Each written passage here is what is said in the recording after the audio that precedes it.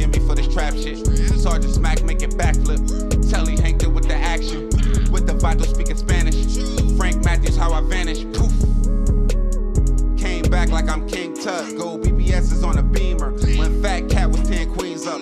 Ball off the profit, not the re-up. Fly like Puerto Rican Jesus. Uptown like I'm Baby Maine. Just caught a touchdown from the Bay.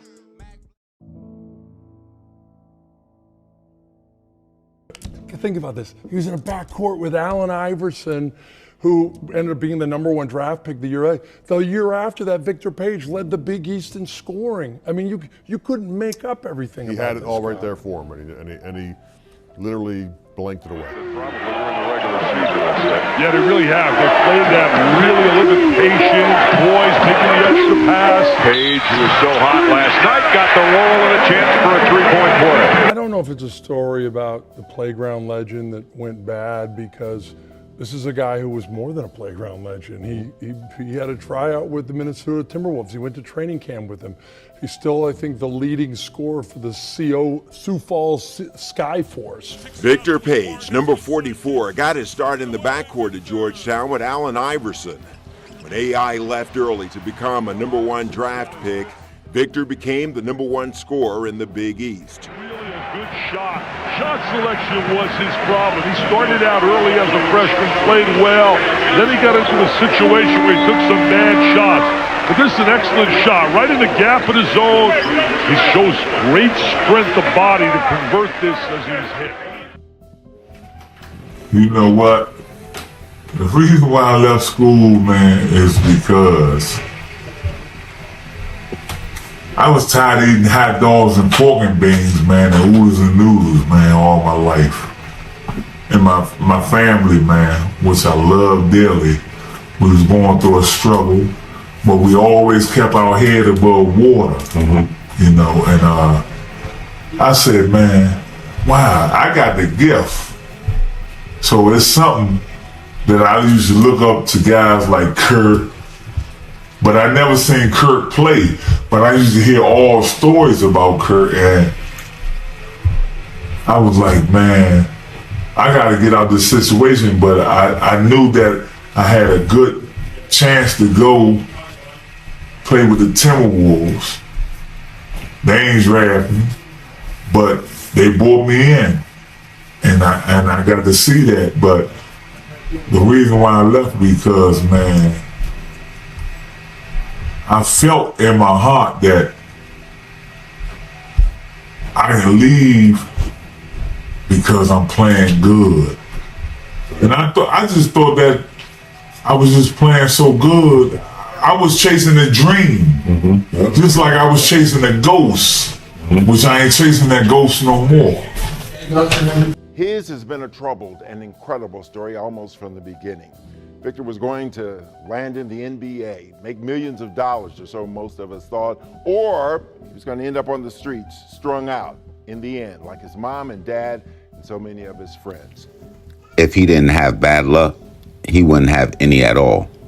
That's how the New York Times captured Victor Page's life in the 2006 feature that summed up the tragic nature of his story. He would grow up in a cramped 3-bedroom apartment with 11 relatives in the Berry Farms housing project. And by all accounts, Victor Page was surrounded by poverty and violence from a very young age, with a father that died of pneumonia before he could truly know who he was, and a mother who would later succumb to complications from HIV during his senior year of high school, both of them addicted to drugs. And he would learn very early on that the world was an unkind place. But despite the odds, Victor Page was determined to escape his environment through basketball. He would first show his talents at the neighborhood school, Oxon Hill High, but he would get expelled as a sophomore after getting into a fight, which would force him to transfer to the nearby McKinley Tech, where his career would take off. By his senior year, Victor Page would be averaging 33.1 points per game, while leading McKinley Tech to an Interscholastic Athletic Association championship. His scoring ability and relentless drive on the court made him a standout in the region, earning him the Washington Post All-Met Player of the Year title. but his academic struggles would prevent him from moving forward. And without a qualifying SAT score, Victor Page's dream of college ball and the NBA was out of reach. But determined to continue his path, Page would enroll at the Wichita School in Massachusetts in 1994, a prep school that was known for taking on academically at-risk students and giving them a second chance. Yet, his troubles would seem to follow him there. Victor Page would miss a few classes to return home to take care of his ailing mother at the time, as her condition would worsen. His absences would lead to penalties that threatened his academic standing. With his family structure breaking down and his dream at risk, Page would again transfer to Redemption Christian Academy in Troy, New York, a strict boarding school where he was pushed to focus on both academics as well as personal discipline. He would spend long hours refurbishing the school's roof and carrying lumber while learning how to follow the tight rules of the institution. And it would be during this same time that his mother would pass away, almost forcing him to mature faster than the average teenager would. And almost just like every other challenge he had faced thus far, despite the emotional toll of all the death in his life, after transferring, he would complete his core classes, earning his high school diploma in 1995, while at the same time achieving a qualifying SAT score, finally opening the door so he could play in the NCAA. And it would be the culmination of these experiences that would lead to maybe the defining moment in his life, a scholarship offer from the iconic Georgetown University and their legendary coach, John Thompson, who at that time would already gain a reputation for taking in players from tough backgrounds and helping to mold them into successful athletes as well as men. And through the connection of Victor Page's somewhat high school mentor, William Doc Robinson, John Thompson would see the potential in Victor Page. Man, that right there, that environment, man, it was real tough. Cause seeing my father, man, pick me up. I'm born and raised from Berry Farms. Grew up all my life, and I sat right there at Berry Farms just playing ball. The ball used to roll in my yard. So I'm out there every day just playing ball in the rain and all that. Mm-hmm. And who will be right there on the steps just chilling? Be Bugs, Winko. Man, you got the whole Junkyard family right there, man. But only thing I say was I'm glad Coach Thompson gave me an opportunity to play at like one of the top schools in the world. I can't even say the country, in the world. You know what I mean? And when I was in prep school of Wichita, Massachusetts, Doc Robinson, man, rest in peace. Mm-hmm. Love you, Coach. Yes. And man, he say, son, you got to be at such and such place at 12 o'clock. And I was up there, man, and from that day on, man, I played in that Kennel League because our incoming freshmen, we was all incoming freshmen. Georgetown has a program with all incoming freshmen, and you going to play on one team. This is the shot. Williams off to Owenji, and the Hoyas run again, 2-on-1. The launch. Oh, goodness.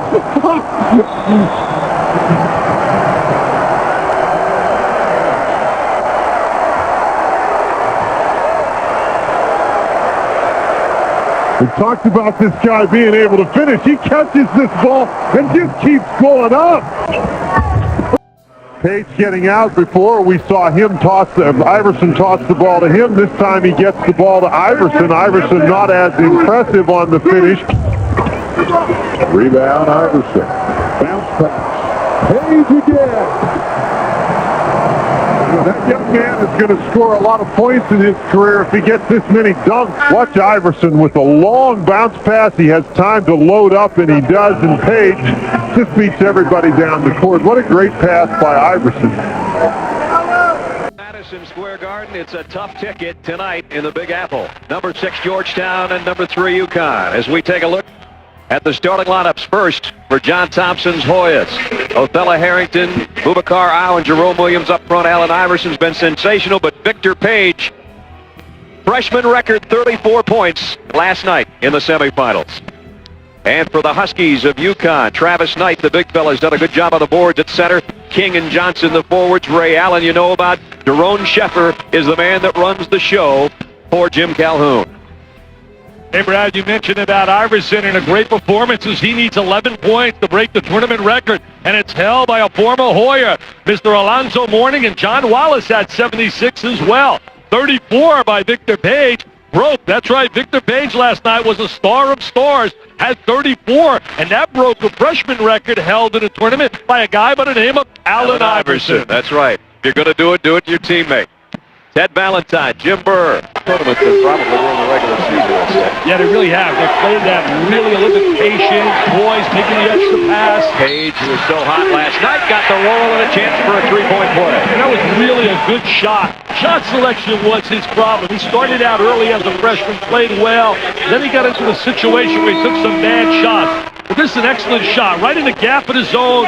He shows great strength of body to convert this as he's hit.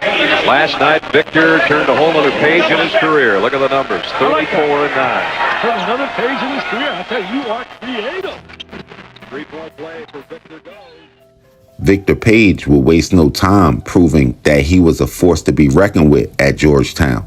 While Allen Iverson would dominate the spotlight as the star of the Hoyas, Page would be the unsung hero, a fearless and flashy guard who could take over the game at any time. In his freshman year, Page played in 37 games, starting 33 of them. Fresh out the gate, he would put up impressive numbers, scoring 71 points in his first 3 games, on top of scoring 25 points against Georgia Tech in the preseason NIT. The chemistry between Victor Page and Iverson made Georgetown an instant powerhouse team, and their collective of firepower would help push the Hoyas to a top national ranking. But his defining moment would come during the 1996 Big East tournament, where Iverson benched due to foul trouble and the Hoyas' front court struggling. Victor Page would step up and dominate against a Villanova team led by All-American star Kerry Kittles. He would score a then freshman record 34 points, breaking a record set by Allen Iverson the year prior, while grabbing 9 rebounds and leading Georgetown to a hard-fought 84-76 victory.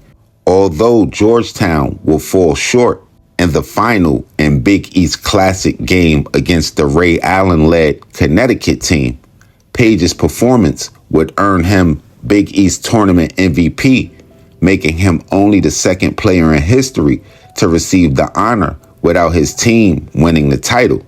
And all of this was as a freshman.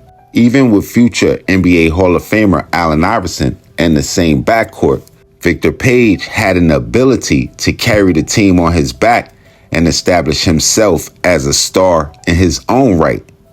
The following year, with Allen Iverson going to the NBA, Victor Page would become the undisputed leader of the Hoyas. He would lead Georgetown in scoring for 27 of his 30 games, often carrying the team single-handedly. By mid-season, he had 9 25-point games, and his clutch play in the final stretch would propel Georgetown to the top of the Big East standings. Victor Page's 22.7 points per game average that season would be the 4th highest in the university's history, earning him all Big East honors, and he was also honorable mention for the All-American team. And it seemed like the stage was set for him to become the next great Hoya and make the jump to the NBA. But even by then, with his history, the whispers of erratic behavior, and his previous legal troubles, to some and probably especially in NBA circles, would begin to overshadow his talent. And despite all of his on-court success, besides anything else, just his history with the law would make him a high-risk prospect. And when John Thompson would announce that Page would leave school early to enter the NBA draft, he would cite Page's lack of academic focus as the reason. But the truth was more complicated than that. Victor Page's troubled past and his unpredictable future would make teams wary. And when the 1997 NBA draft would roll around and it would go without his name being called, it would mark the beginning of an unforeseeable decline. You're talking about a guy who had the world right here, but as you just heard in his own piece, he sabotaged himself. He's a guy who 4 of his teammates at Georgetown went on to the NBA. He thought he was going to be there. And what does he do at that camp, that Chicago pre-draft camp? Sabotages himself, stays out late, misses the morning workouts. End of story as far as the NBA goes.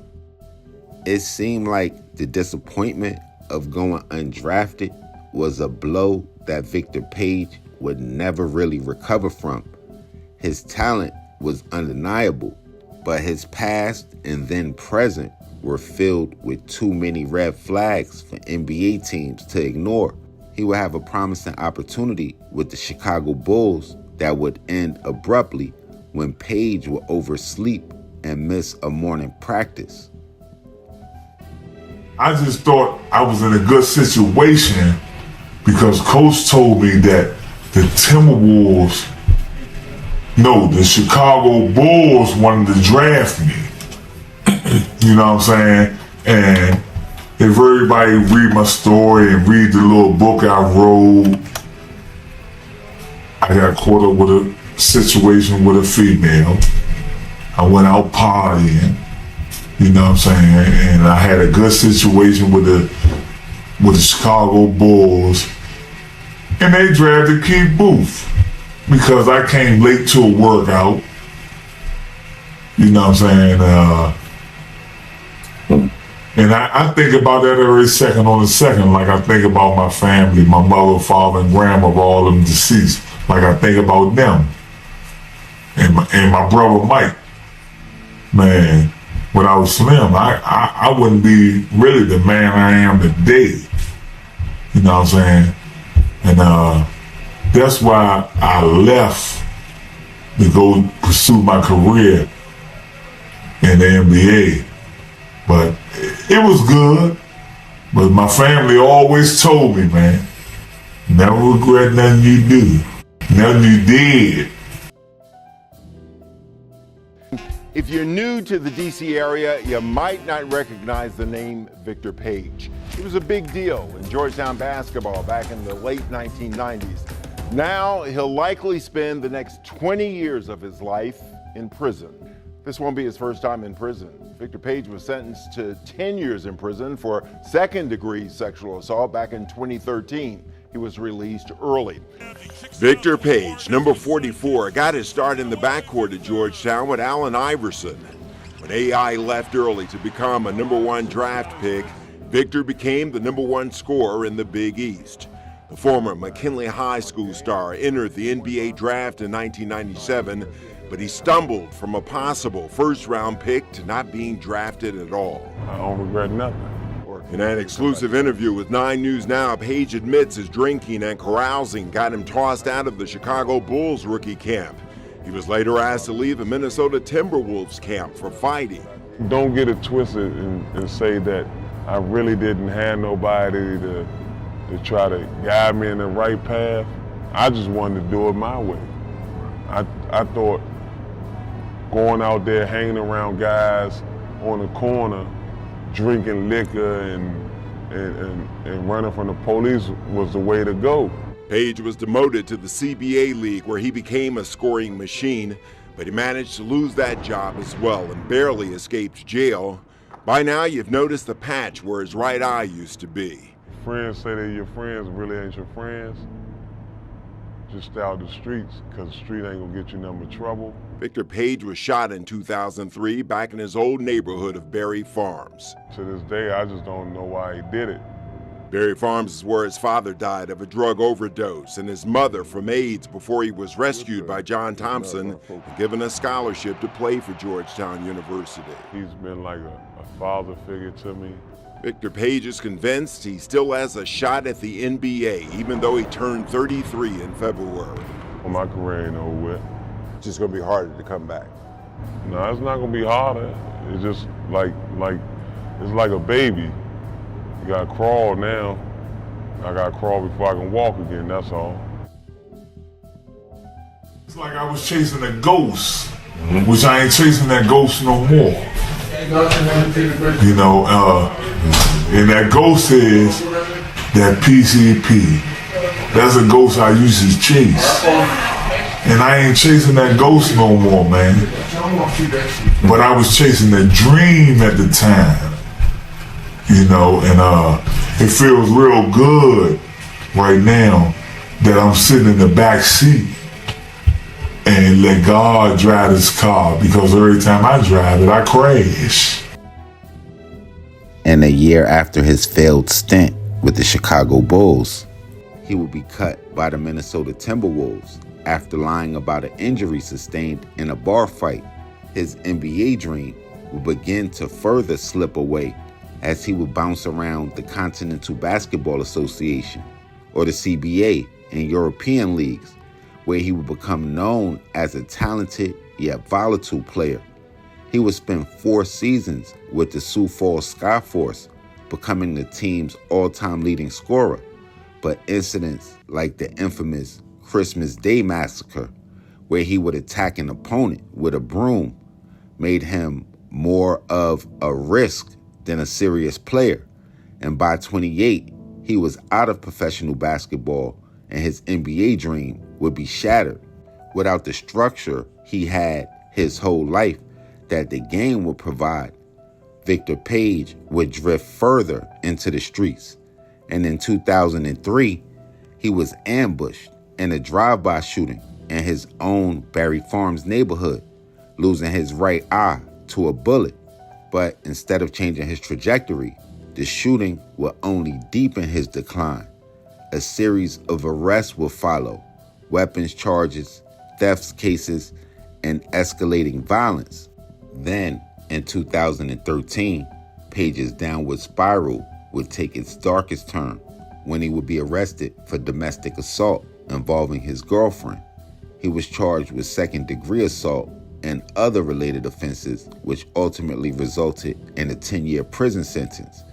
Page served 4 years before being released on parole in 2017, asserting that he was ready to turn his life around.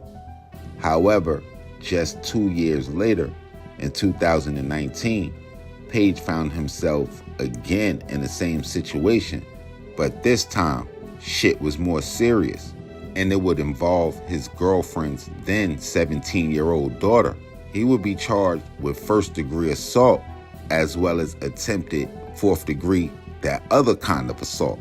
And with strong evidence suggested against him, Victor Page would plea out, and he would be sentenced to 20 years in prison, where he won't be eligible for release until 2039, marking a sad conclusion to a life that once had so much promise. It seemed like when I tell these sports stories, the one I tell most recent always seems to sound like the most tragic downfall of an athlete, whether it's Mike Tyson, Maurice Claret, Victor Page, or whoever you name.